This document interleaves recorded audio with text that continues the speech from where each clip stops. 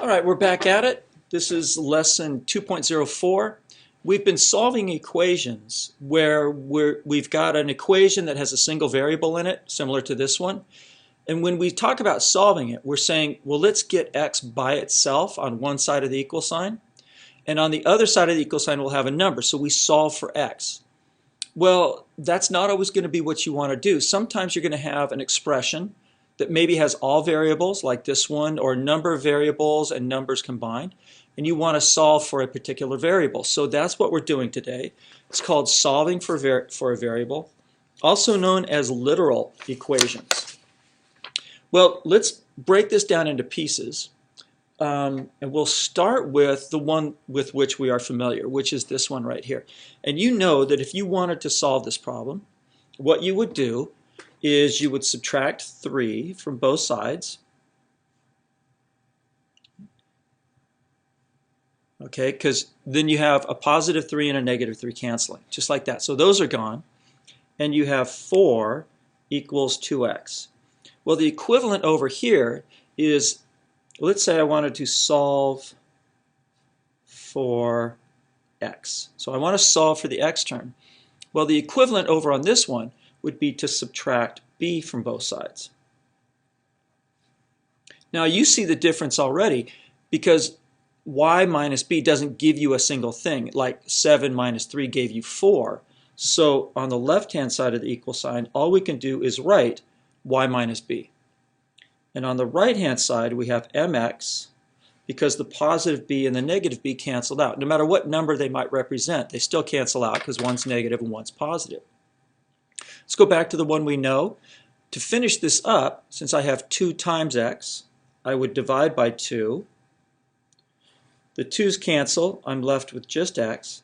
4 over 2 is 2 equals x. So x is equal to 2.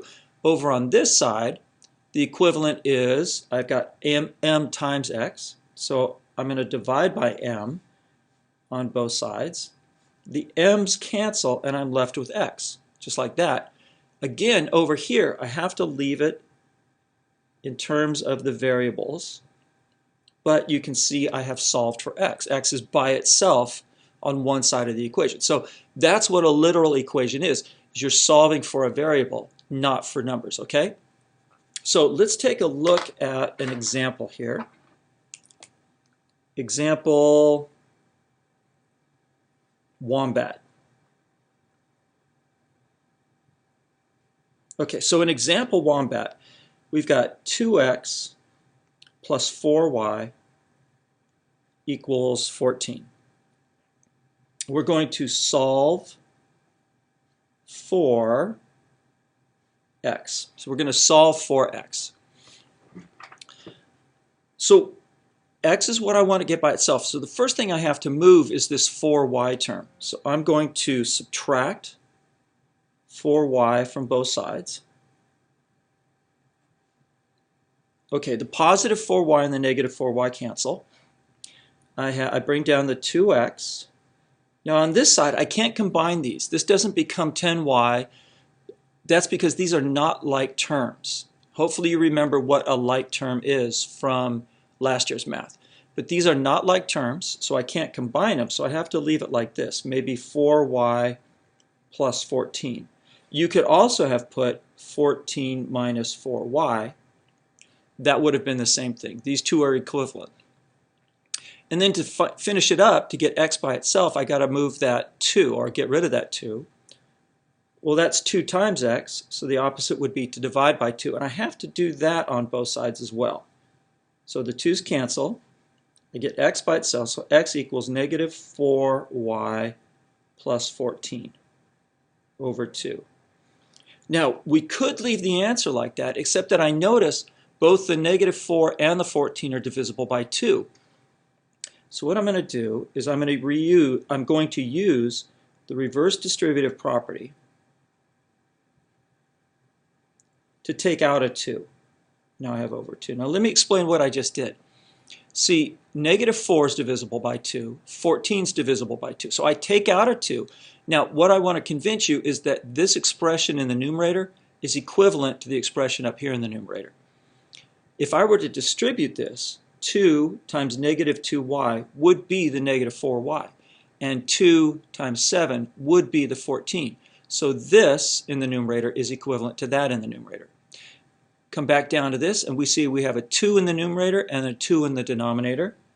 Those cancel each other out.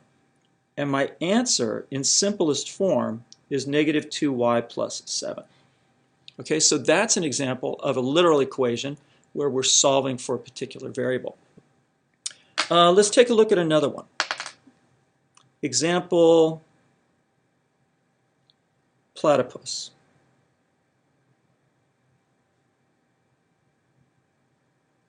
Can you figure out what the category is for the day?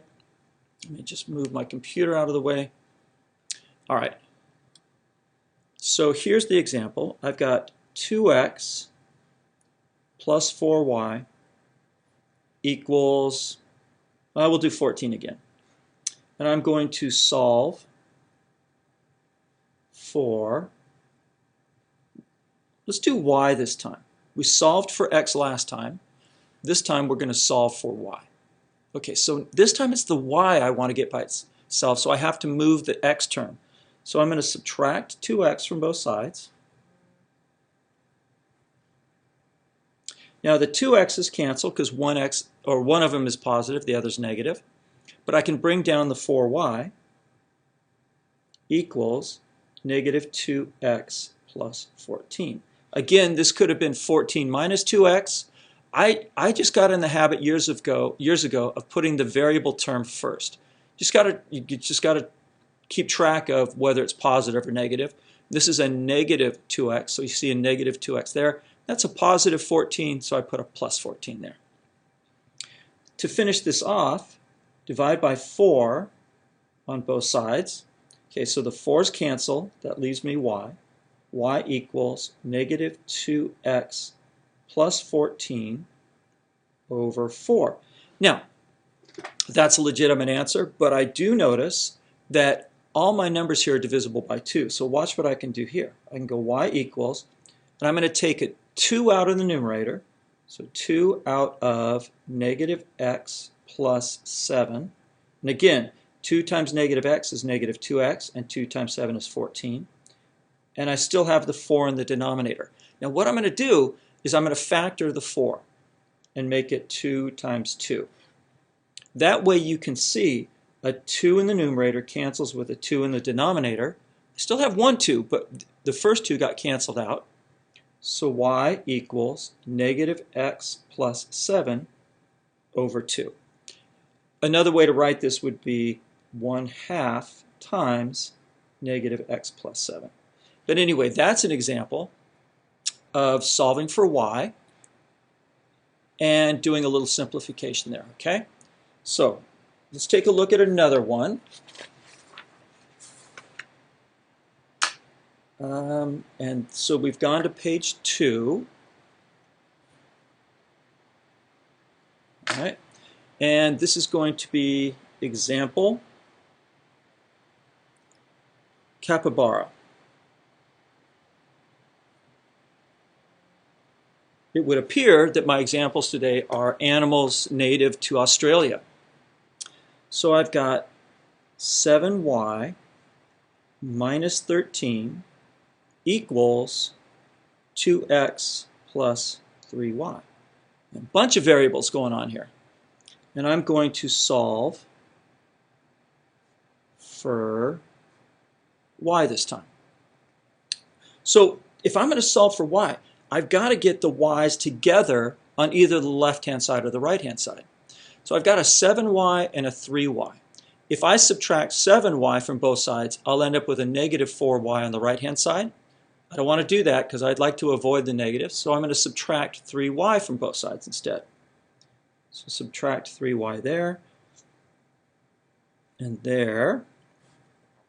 Now, these two cancel. Again, one's positive, one's negative. 7y take away 3y is 4y minus 13 equals 2x. Okay, now I've grouped the variable, the like terms together. So now I just need to get the y by itself. So I'm going to start by adding 13 to both sides. The 13's cancel, but I can bring down 4y equals 2x plus 13. Again, I'm just in the habit of putting the x term first before the constant. Now to get y totally by itself, I'm going to divide both sides by 4. The 4's cancel, I'm left with y equals 2x plus 13 over 4. Now, let's look at this because I showed you in the last two examples. Here I factored out a 2, and here I factored out a 2. But in this one, see the 13? The 13's not divisible by 2, so I can't do any real factoring here. So I'm just going to leave that as my final answer. So there